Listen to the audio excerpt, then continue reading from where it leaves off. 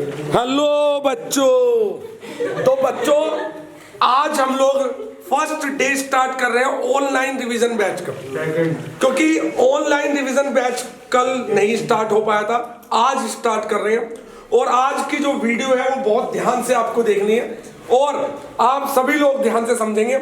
आज मैं आपको चार्ज में आगे बढ़ा रहा हूं और हेडिंग डाल दीजिए properties of charge. Properties of charge. तो रिवीजन बैच ऑनलाइन क्लास में हम स्टार्ट करते हैं इस वाले टॉपिक से, जिसका नाम है properties of charge. Yes, charge की प्रॉपर्टीज। चार्ज की जो प्रॉपर्टीज होती है वो बहुत इंपॉर्टेंट होती है, ठीक है, बहुत ज्यादा इंपॉर्टेंट होती है। सबसे पहली प्रॉपर्टी देखिए, ये लाइट ऑन कर दीजिए, क्वांटाइजेशन ऑफ चार्ज। भाई थोड़ी देर चुप रहेंगे, बिल्कुल ठीक है। जो बच्चे थोड़े से भी कमजोर हैं फिजिक्स में, उन्हें तो सब कुछ लिखना चाहिए, क्योंकि वो इतने ब्रॉड नोट्स नहीं पढ़ पाएंगे, ठीक है। Quantization of charge. जो रूटीन बैच के नोट्स बने हैं, इतने न्यूमेरिकल तो मैंने जिंदगी में नहीं कराए। देखा गया, मैंने जब फोटो स्टेट कराई तो यूनिट 1 के इतने नोट्स हो गए कि देख के मैं ही घबरा गया। और वो लेकिन आपकी जेईई मेंस में बड़ी हेल्प कर देंगे, इस बात की गारंटी है। Quantization of charge. बच्चों प्रॉपर्टीज ऑफ चार्ज में सबसे पहली प्रॉपर्टी है क्वांटाइजेशन ऑफ चार्ज। मैं आपको एक बात बताता हूं, किसी भी बॉडी का जो चार्ज होता है वो हमेशा E का इंटीग्रल मल्टीपल होगा। किसका? E का। E जिसकी वैल्यू सब जानते हैं, 1.6 into 10 to the power -19 coulomb. The charge on a body, the charge on a body is always, the charge on a body is always an integral multiple of E. Is always an integral multiple of E. यही है quantization of charge. किसी भी body का charge हमेशा E का क्या होता है? Integral multiple. तो the charge on a body is always an integral multiple of E। किसी भी बॉडी पर E का फ्रैक्शनल चार्ज नहीं आ सकता। कभी आप कहें किसी बॉडी पर 2.5 E चार्ज है, पॉसिबल ही नहीं है। किसी बॉडी पर आप कहें 7.2 E चार्ज है, पॉसिबल ही नहीं है। तो the charge on a body is always an integral multiple of E। इसका मतलब जो चार्ज होता है ना Q, उसका एक फॉर्मूला होता है Ne।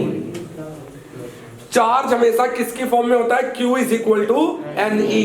E की वैल्यू तो आप जानते हैं, ये होती है 1.6 into 10 to the power -19 और Q इज इक्वल टू बन गया है Ne। मैं यहां पर बताना चाहूंगा, here N is any integer।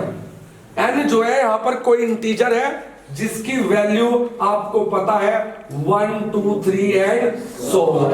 तो यानी किसी बॉडी पर या तो चार्ज 1E होगा या 2E होगा या 3E होगा, पर ऐसा नहीं होगा 3.5E। किसी भी बॉडी का चार्ज हमेशा E का क्या होता है? इंटीग्रल मल्टीपल होता है।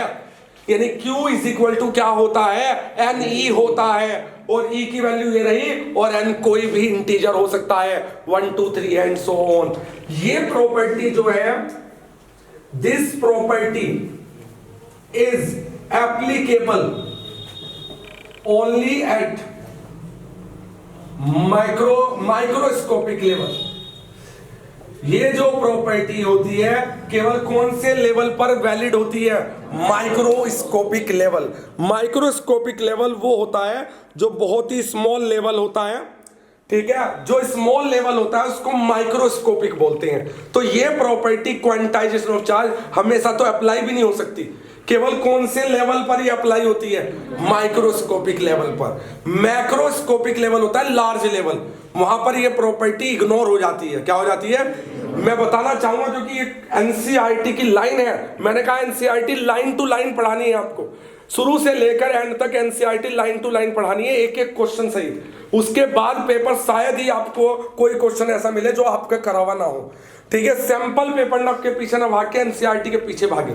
सैंपल पेपर तो साइड है, वो तो चलता रहेगा, प्रीवियस ईयर है, पर एनसीईआरटी का एक एक क्वेश्चन करा दूंगा मैं आपको। तो this property is applicable only at microscopic level. बच्चों माइक्रोस्कोपिक लेवल पर ही वैलिड होती है ये प्रॉपर्टी, मैक्रोस्कोपिक लेवल पर इसको इग्नोर करते हैं। क्या करते हैं, क्यों करते हैं, सुन लो। At macroscopic level, at macroscopic level, जो मैक्रोस्कोपिक का मतलब है लार्ज लेवल, मैक्रोस्कोपिक लेवल पर charge is very large, charge जो है वो बहुत ही लार्ज होता है मैक्रोस्कोपिक लेवल पर, ठीक है। तो माइक्रोस्कोपिक लेवल पर चार्ज बहुत ज्यादा लार्ज होता है। भाई साहब जब चार्ज बहुत ज्यादा लार्ज होता है ना, तो वो गिन के नहीं जाता कि 4 इलेक्ट्रॉन गए, 5 इलेक्ट्रॉन गए, उसमें तो चार्ज ऐसे फ्लो होता है जैसे पानी। मैक्रोस्कोपिक लेवल पर charge is very large, so it's flow becomes continuous. तो इसका जो फ्लो है ना, वो समझिए कैसा बन जाता है, कॉन्टिन्यूअस। मतलब चार्ज ऐसे बहता है जैसे पानी, कॉन्टिन्यूअस फ्लो। तो उस केस में तो आप गिन ही नहीं पाएंगे। जैसे किसी बॉडी पे 2 इलेक्ट्रॉन गए तो उसका चार्ज हो गया 2e, ठीक है, 3e, 4e। भाई 4, 5, 6, 10 इलेक्ट्रॉन गए तो आदमी गिन लेगा। जब इलेक्ट्रॉन जा रहे हैं लाखों में, करोड़ों में, तो उस केस में क्वांटाइजेशन ऑफ चार्ज की कोई अहमियत नहीं रह जाएगी, ठीक है। इसका सीधा सा आंसर है, बुक पढ़ोगे तो आंसर नहीं समझ पाओगे। ये property quantization of charge applicable होती है केवल कौन से लेवल पर, माइक्रोस्कोपिक लेवल पर, ठीक है। At macroscopic level charge is very very large, very large, so flow of charge becomes continuous. तो इसलिए चार्ज का जो फ्लो है वो एकदम कैसा बन जाता है, कॉन्टिन्यूअस, जैसे पानी बह रहा हो, ठीक है, full stop. So at macroscopic level, so at macroscopic level quantization of charge can be ignored, ये मैंने जो लैंग्वेज लिखवाई है एनसीईआरटी में भी लिखी हुई है सेम, अगर आप पढ़ो, लेकिन आपको पढ़ने की जरूरत नहीं जब मैं पढ़ा रहा हूं पूरी एनसीईआरटी, ठीक है। मैंने उसी से लिखवाया है ये सॉल्यूशन। और ये एनसीईआरटी का क्वेश्चन नंबर 4 भी बन गया है। अगर आप क्वेश्चन नंबर 4 देखेंगे एनसीईआरटी का, तो मैं आपके सामने एक बार पढ़ूंगा जरूर उस क्वेश्चन को। उस क्वेश्चन में ये कहा गया है, ठीक है, आप सुन लेना चाहे अगर नहीं मिल रहा। क्वेश्चन नंबर, पेज नंबर बोलना है, हाँ जी, ये रहा क्वेश्चन नंबर 1.4। मैं क्वेश्चन नंबर 1.4 ओरली पढ़ रहा हूं आपके सामने। उसका फर्स्ट पार्ट ये है कि explain the meaning statement electric charge of A body is quantized. वो कह रहा है इसका मतलब बताओ कि इलेक्ट्रिक चार्ज क्वांटाइज्ड होता है। अरे इसका मतलब यही तो है कि किसी भी बॉडी का चार्ज हमेशा E का क्या होता है, इंटीग्रल मल्टीपल। अगर E का इंटीग्रल मल्टीपल है तो इसका मतलब यही तो है कि चार्ज इज क्वांटाइज्ड। इसका मतलब क्या होता है, चार्ज इज क्वांटाइज्ड। ऐसे घुमा के लैंग्वेज आती है बस पेपर में, ठीक है।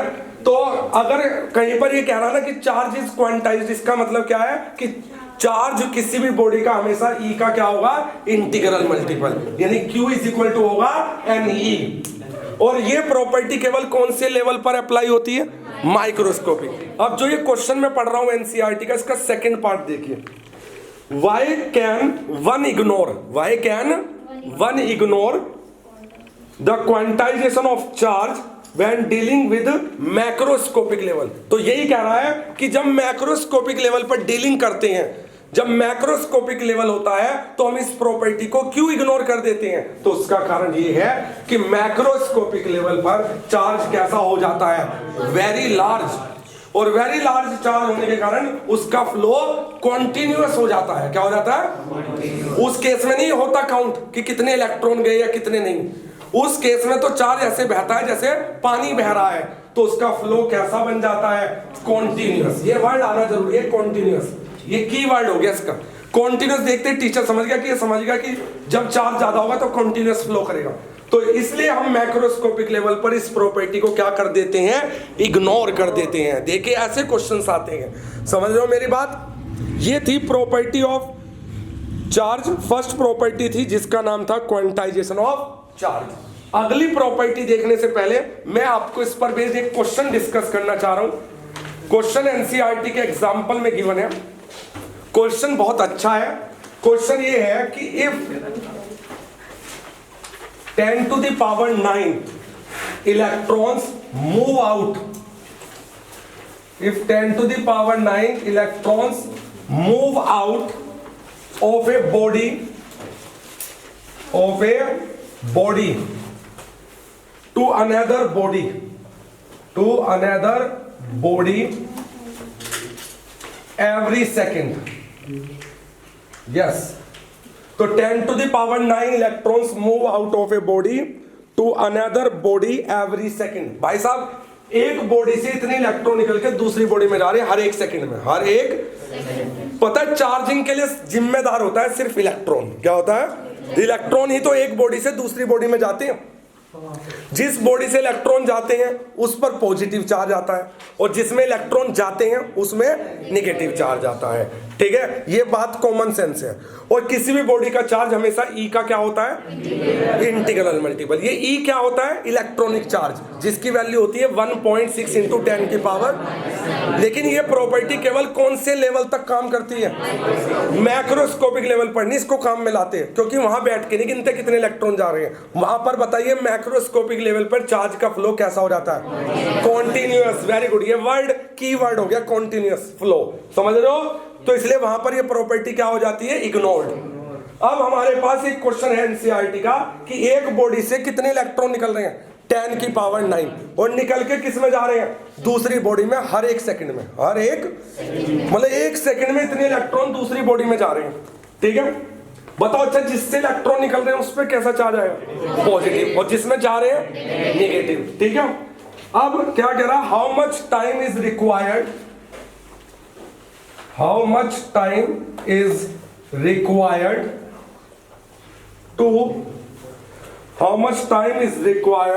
to get a total charge of 1 coulomb. कह रहा बताओ 1 कूलम का टोटल चार्ज आने में कितना टाइम लग जाएगा? अगर हर एक सेकंड में कितने इलेक्ट्रॉन ट्रांसफर हो रहे हैं? 10 की पावर 9 इलेक्ट्रॉन ट्रांसफर हो रहे हैं एक बॉडी से दूसरी बॉडी में। तो बताइए 1 कूलम का चार्ज आते आते कितना समय लग जाएगा? तो बच्चों पहले तो आपको यह पता होना चाहिए कि 1 कूलम चार्ज में कितने इलेक्ट्रॉन आने चाहिए। तो आयुष एक फॉर्मूला मैंने आज बताया, Q is equal to Saif भाई, Q इज इक्वल टू होता है Ne। आज ही बताया मैंने फॉर्मूला। कितना चाहते हो टोटल चार्ज तुम? तो Q की जगह 1 कूलम, कितने इलेक्ट्रॉन चाहिए? N, और E की वैल्यू तुम जानते हो Himanshu, 1.6 into 10 to the power -19। तो यहां से N आ जाएगा 1/1.6 into 10 to the power -19। 10 to the power -19 ऊपर जाके 10 की पावर क्या बन गया? 19, और नीचे रह गया 1.6। ऐसा करो बच्चों, 10 अलग कर लो और 10 की पावर हो जाएगी 18, और अपॉन में क्या रह जाएगा? 1.6। जब 10 को आप 1.6 से डिवाइड करोगे तो आएगा 6.25। क्या आएगा? इसका मतलब 1 कूलम चार्ज में इतने इलेक्ट्रॉन्स होते हैं। हमेशा याद रखें 1 कूलम चार्ज में कितने इलेक्ट्रॉन होते हैं बच्चों? 6.25 into 10 to the power 18 electrons होते हैं। कैलकुलेशन में कहीं गड़बड़ दिखे तो बता देना। ठीक है, एक बार तो हमने क्या करा, 10 को किससे डिवाइड कर लिया? 10 को डिवाइड कर लिया 1.6 से। 10 को डिवाइड कर लिया 1.6 से, तो 6.25 बिल्कुल सही। तो बताइए, सबसे पहले तो उसने कहा है कि मुझे टोटल कितना चार्ज इकट्ठा करना है? 1 कूलम। तो पहले तो मैं ये पता लगाऊंगा कि 1 कूलम चार्ज में मुझे कितने इलेक्ट्रॉन चाहिए।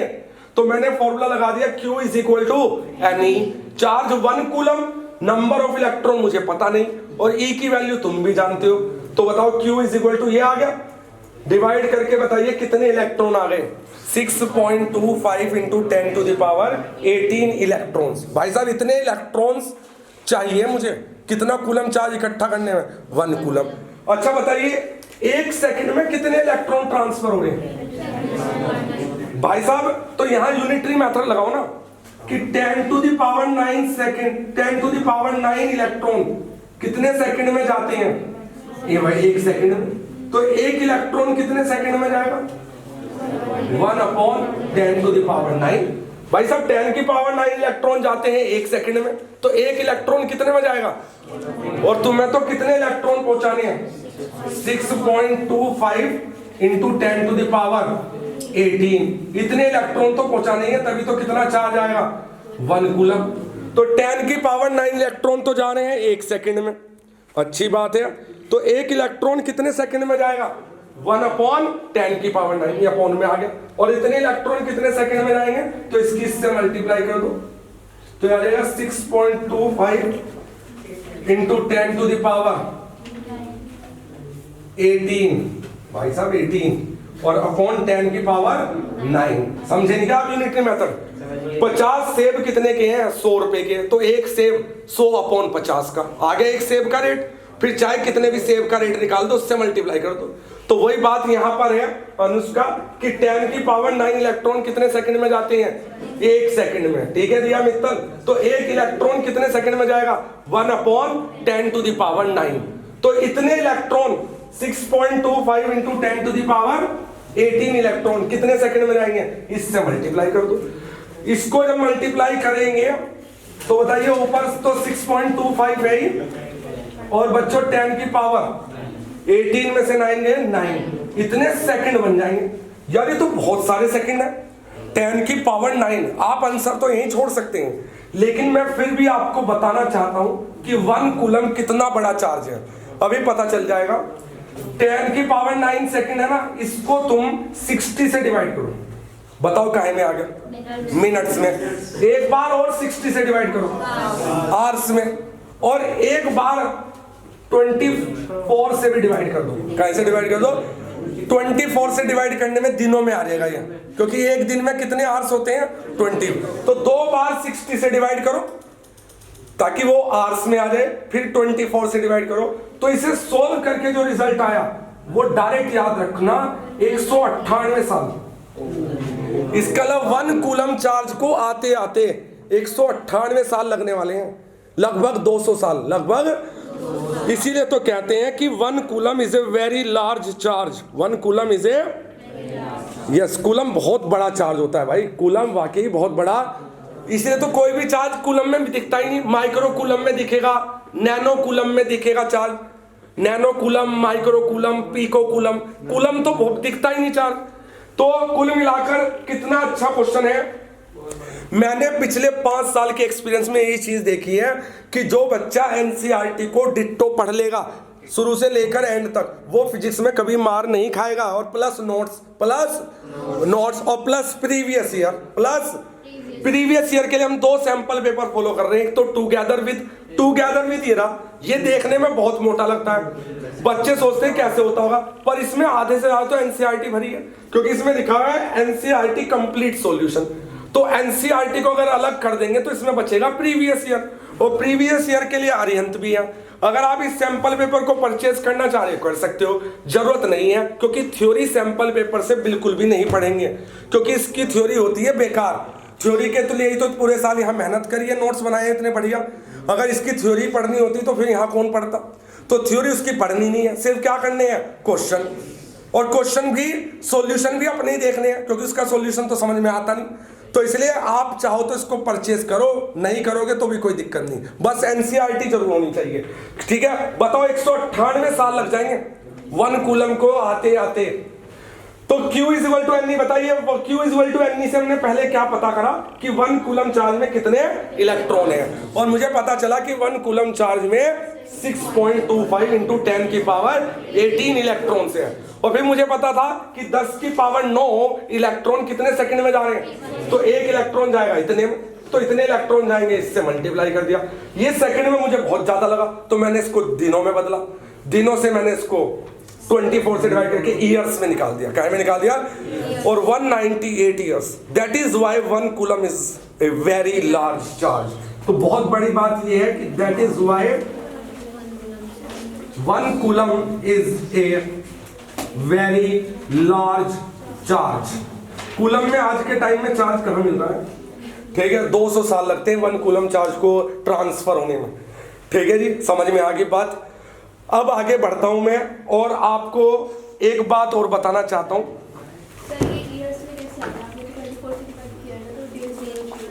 डेज में आया तो एक चीज उसे और डिवाइड कर दो 365 से, कहां से डिवाइड कर दो 365 दिनों में आया और एक और 365 से, और रट लो ये डायरेक्ट आंसर 1 कूलम चार्ज को आने, वहां नहीं सोल्व कर सकते हो तुम इसे बैठ के कि मैं तो वहीं बैठ के इसे सोल्व करूंगा, ठीक है, ये मुझे रटा हुआ चाहिए सबके, ठीक है, 198 ईयर्स, ठीक है। तो मैंने असल में क्या करा ना, 60 से डिवाइड करा तो मिनट में आया, फिर एक और 60 से डिवाइड करा तो आवर्स में आया, फिर 24 से डिवाइड करा तो दिनों में आ गया, इतने दिन, और फिर 365 से डिवाइड करा तो सालों में आ गया, ईयर्स में, और कितने ईयर्स 198 ईयर्स। बताइए यहां तक कोई कंफ्यूजन? अच्छा, एक बात और बताना चाहूंगा मैं तुम्हें जो सबको जानना जरूरी है। तुम्हें पता है इलेक्ट्रॉन जो होते हैं, अगर मैं आपको कॉपर का बना हुआ, काहे का बना हुआ, ये तो टॉपिक, ये तो हो गया क्वेश्चन पूरा, ठीक है, मैं तुम्हें एक छोटी सी बात बताना चाहता हूं जो लिखी हुई है एनसीईआरटी में, वो ये है कि अगर मैं आपको एक कॉपर का बना हुआ मटेरियल दे दूं, कॉपर का बना हुआ मटेरियल क्यूबिक शेप में, कैसे शेप में, क्यूब की शेप में, कॉपर का बना हुआ एक आपको वो दे दूं बॉक्स, सॉलिड, कैसा बॉक्स, सॉलिड, तो ये देखिए जैसे ये क्यूबिक बॉक्स है या क्यूबिक ब्लॉक है, काहे का बना हुआ है, कॉपर, और अंदर से एकदम सॉलिड है ये, ठीक है।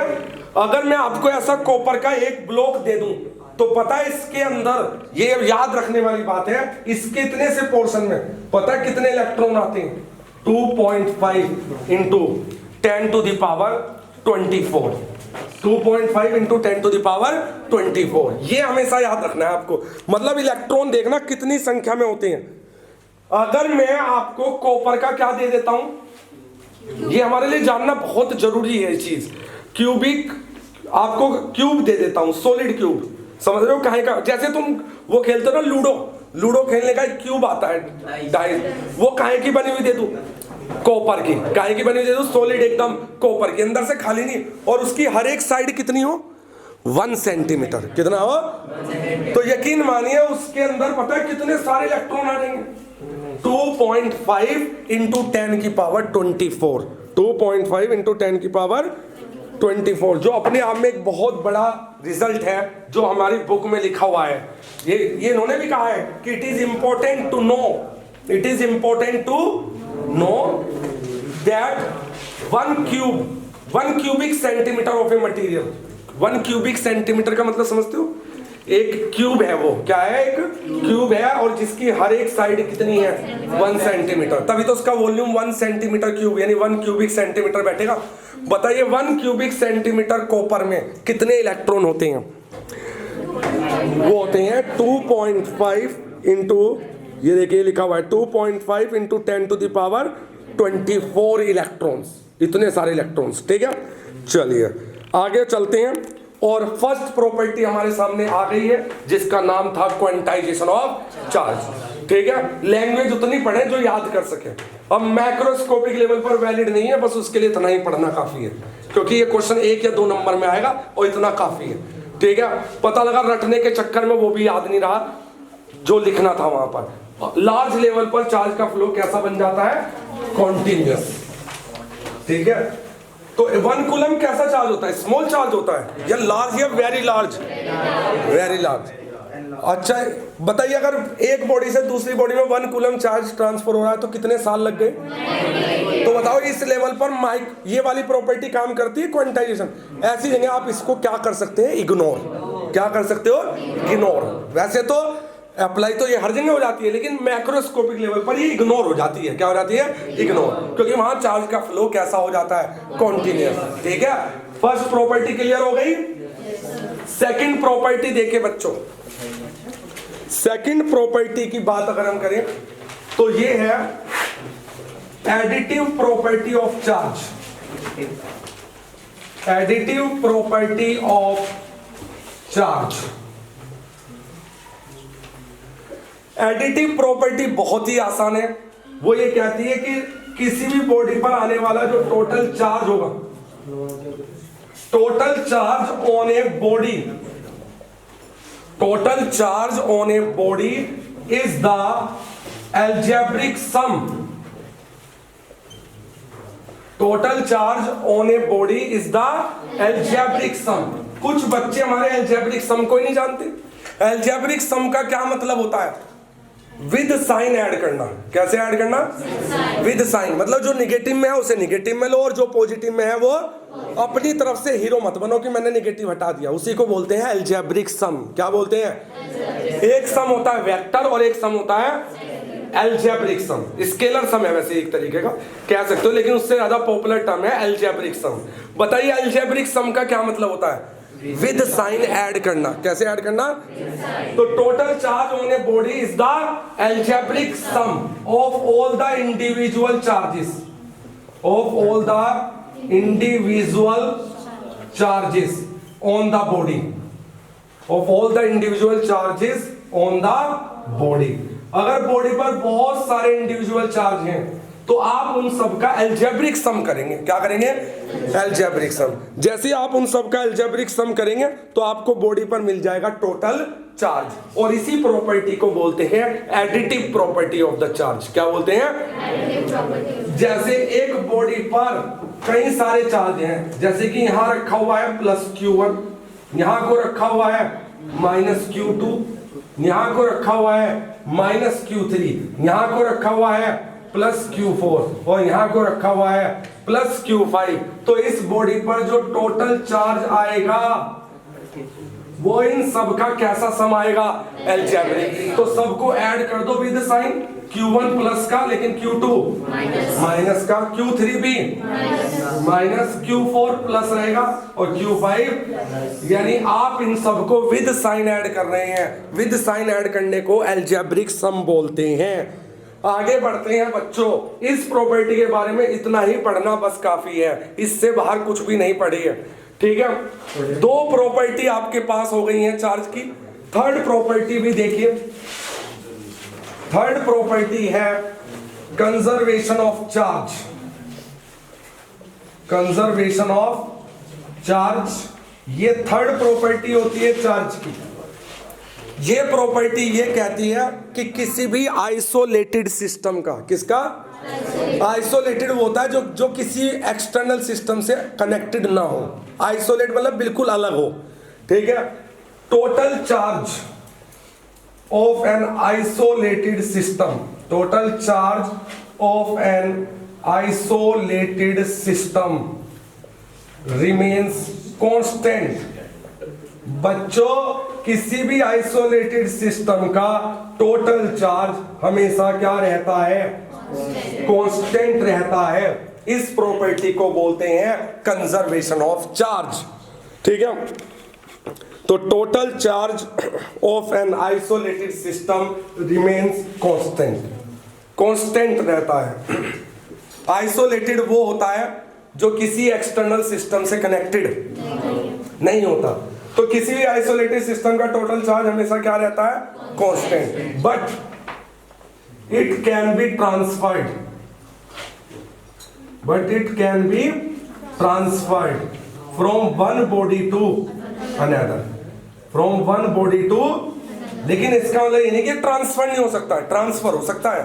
But it can be transferred, but it can be transferred from one body to another. लेकिन हम इस चार्ज को एक बॉडी से दूसरी बॉडी पर जरूर क्या कर सकते हैं? ट्रांसफर कर सकते हैं। तो बहुत बड़ी बात है ये कंजर्वेशन ऑफ चार्ज। ठीक है, तो ये तीन प्रॉपर्टी आपने पढ़ी है। जितना मैं पढ़ा रहा हूं उतना ही पढ़ते जाइए, बाकी पढ़ने की आवश्यकता नहीं है। ठीक है, तो तीन property. First property quantization of charge, Q is equal to NE।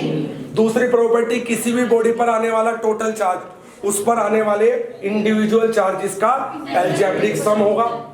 और थर्ड प्रॉपर्टी है कि किसी भी आइसोलेटेड सिस्टम का टोटल चार्ज हमेशा क्या रहता है, कांस्टेंट रहता है या कंजर्व्ड रहता है, लेकिन it can be transferred from one body to another. लेकिन हम इसको एक बॉडी से दूसरी बॉडी में जरूर क्या कर सकते हैं, ट्रांसफर कर सकते हैं, उस पर कोई रोक टोक नहीं है। क्लियर? मान लीजिए एक सिस्टम के अंदर दो बॉडी हैं, ए और बी, ठीक है, तो ए और बी का टोटल चार्ज मिलाकर क्या रहेगा, कांस्टेंट। मान लो ए ने अपना चार्ज किसको ट्रांसफर करा, बी को, तो ए का कम हो गया और बी का ज्यादा, लेकिन टोटल सम क्या रहेगा, कांस्टेंट। ऐसे समझो इसको, एक बॉडी का नहीं कह रहा मैं, सिस्टम